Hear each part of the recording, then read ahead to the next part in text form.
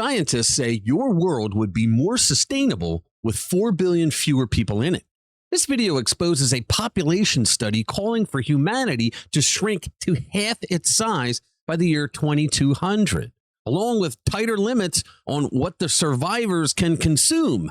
That should make you wonder who gets to choose the number and control the process. But on the other hand, birth rates are already collapsing while aging nations scramble to find workers. And if you stick with me till the end of this video, you'll see why the solution may be the greater danger. Let's get into it. All right, guys, welcome back to RPW Media, where we are MAGA first, conservative second, Republican third, with the goal of bringing you the most honest news coverage of the day. Check out our live stream tomorrow night at 6 p.m. Eastern, where we go over important stories of the week that you may have missed. We have a lot of fun doing it. I'll put the link for it down in the description. So a group of international scientists has released a study with a rather modest proposal. They believe the world would be much more sustainable if approximately 4 billion fewer of you were living in it.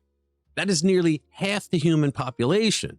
And before you picture a movie villain snapping his fingers, the researchers insist they want this decline to happen gradually. Oh, it's gradually. Okay. Apparently, Thanos needed a peer review committee and a longer timetable. The study was led by Mark Keegan and included approximately a dozen researchers. Their preferred destination is a worldwide population of roughly 4 billion people by the year 2200. They said, quote, "We show that slowing and gradually reversing population growth to 4 billion or less by 2200 while moderating per capita impacts is the path towards sustainability." Now, you may have noticed that wonderfully sterile phrase, per capita impacts. What does that mean? Well, it means how much you consume. It includes your food, your energy, the products that you purchase, and the resources required to support your standard of living. Their vision does not merely involve fewer human beings. The people who remain would be expected to live with less, a lot less. But here's where this proposal becomes especially revealing. The researchers connect population growth to declining wildlife, carbon dioxide emissions, energy demand, freshwater consumption, mineral extraction, pesticide use, plastic production, and the broader environmental footprint of civilization. Liberalism. They wrote, "Global environmental problems are caused by people, nothing else." They also wrote, "The more of us there are, the greater our overall economic demands and the greater the associated environmental problems." You ever notice that people like this, the Malthusians, that they never are saying, "I'll be first in line"? Never. It's always the other people. It's like socialism. It's not for the socialists, it's for the people. I mean, nothing else? You don't want anything else? Not incompetent government policy, not wasteful bureaucracies, not corrupt regimes, not outdated technology. Apparently, the fundamental environmental problem is that you and your family insist on existing. Continued population growth is eventually described as unsustainable. The researchers use United Nations projections suggesting the global population could peak between 9 billion and more than 11 billion before this century ends. They believe such a population would threaten the planet's future. That's because they're a bunch of morons. That raises a question the study cannot be allowed to slide past. Who decides how many human beings are permitted to inhabit the earth? And which human beings? And once powerful institutions settle upon their preferred number, what happens when people refuse to cooperate? The study recommends expanding access to reproductive health services. Where did we hear that before? Oh yeah, abortion clinics, a term that regularly includes contraception with abortion. It also calls for greater educational opportunities for women, especially in developing countries where birth rates remain higher. Education is certainly valuable. However, treating women's education mainly as an instrument for engineering fewer births reveals the population planners' underlying objective. Their proposal also includes tougher land use restrictions, stronger pollution regulations, new energy efficiency targets, and limits on extracting resources from forests and fisheries. Like I said, liberalism. More aggressive measures could eventually be imposed by governments at the local, national, and international levels. Oh my.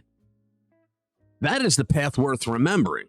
Population control programs nearly always arrive wrapped in gentle language about education, access, sustainability, and voluntary participation. The language tends to become less gentle once planners decide that ordinary people are not changing their behavior quickly enough for them.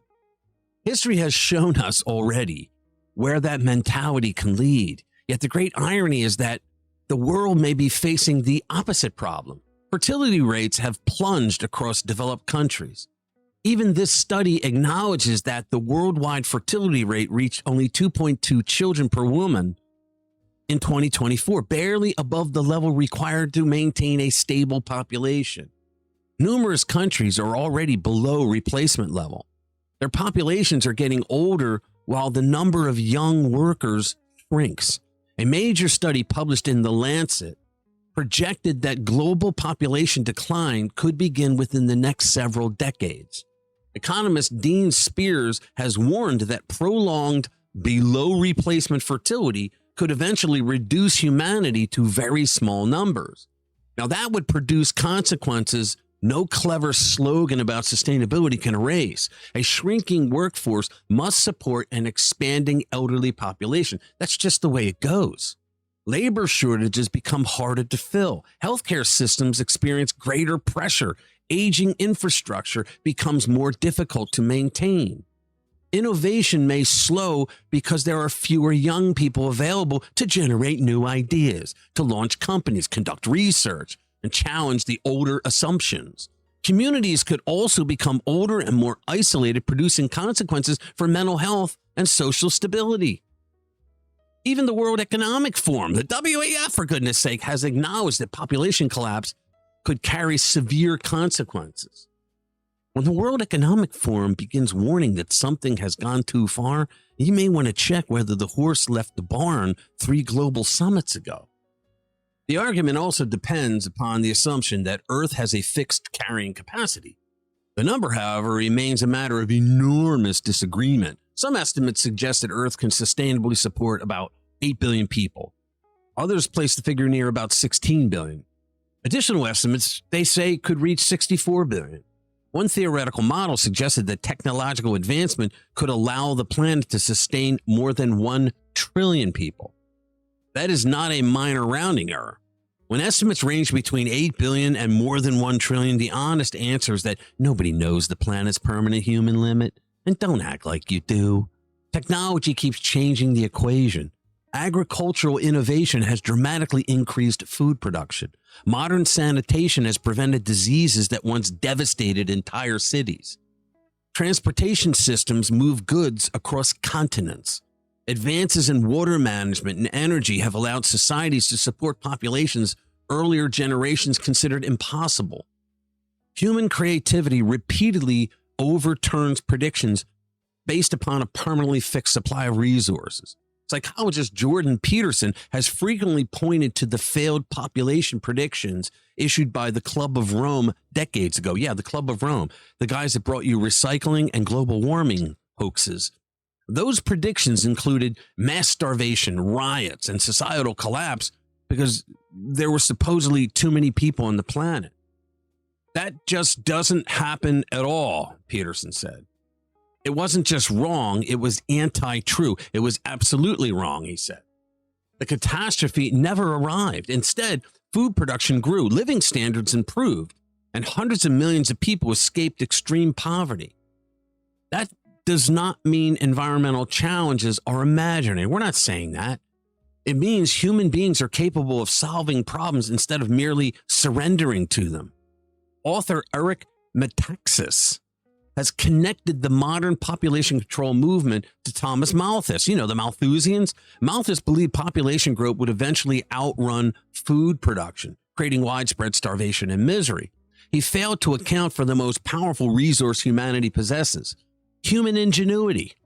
Environmental scientist Earl C. Ellis has similarly challenged the idea that Earth possesses one permanent population ceiling. He concluded that there is no such thing as a human carrying capacity in any fixed sense. The critical qualification is in any fixed sense. Human civilization does not remain trapped in one technological movement. People invent, adapt, and overcome limitations. A child born today is not merely another consumer on an environmental spreadsheet. That child may become the scientist who discovers a revolutionary new energy source. He may become the engineer who transforms food production. She may develop a medical treatment that saves millions of lives. The population planners never appear capable of placing that potential into their models because they're all doomsday guys. They can measure consumption, but human creativity does not fit neatly into a spreadsheet like that. That is their central flaw in the entire worldview that they hold. All right. If you like our videos and haven't done so already, you should become a subscriber to the channel. You can hit that notification bell and smack that like button because it helps us get our message out to more people. And thank you. Now, this new study presents fewer births and stricter consumption controls as a humane path towards sustainability. Meanwhile, much of the world is already confronting collapsing fertility, aging societies, and declining workforces. The answer is not granting international planners greater power over families.